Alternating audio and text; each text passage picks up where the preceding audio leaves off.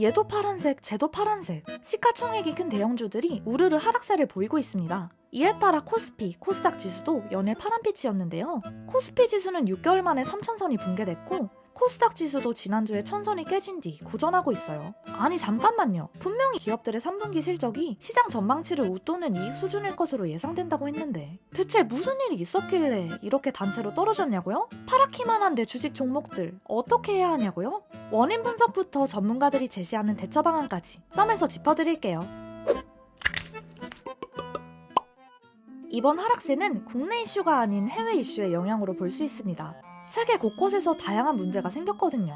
그러니까 그동안 글로벌 시장에 누적되어 온 악재들이 팡팡팡 터지면서 위기의식을 느낀 외국인과 기관들이 대규모로 순매도를 진행했고 이에 따라 코스피도 떨어진 건데요.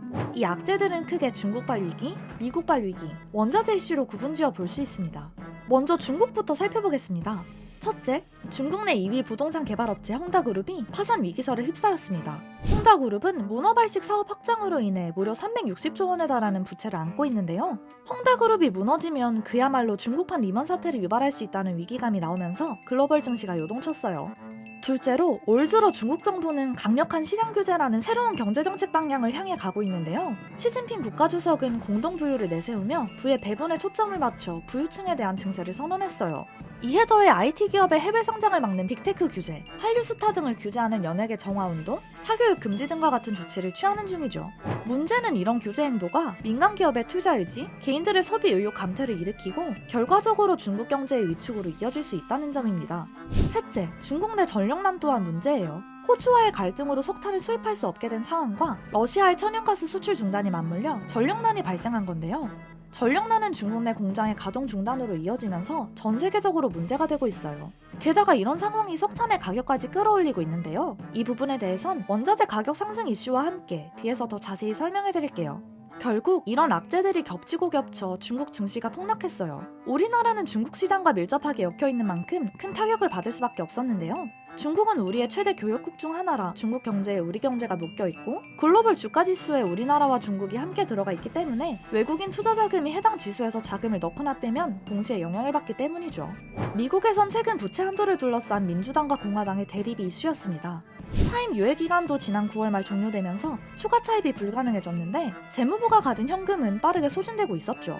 재무부의 현금이 바닥나면 더 이상 정부 운영이 불가능해 국가 부도가 발생할 수 있는 상황이었어요. 이를 막기 위해선 의회에서 얼른 법정 한도의 연장이나 상향을 처리해줘야 하는데 공화당이 계속 반대했죠. 이에 따라 증시도 휘청였고요. 물론 디폴트는 미국에게 결과적으로 큰 해가 되는 만큼 공화당도 계속 반대를 고수할 수는 없었습니다.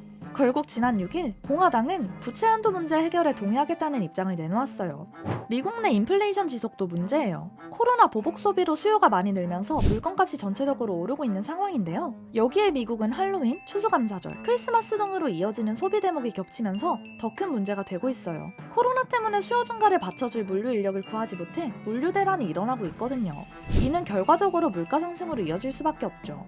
게다가 인플레이션이 한동안 더 지속한다는 생각에 국채금리가 빠르게 오르고 있어요. 고물가가 계속되면 연준이 긴축 정책을 펼 수밖에 없다는 생각 때문인데요. 기준금리를 조기에 올리거나 테이퍼링을 펼칠 거라는 예측인 거죠. 국채금리가 오르면 성장주, 기술주 중심의 나스닥이 직격탄을 맞게 돼요.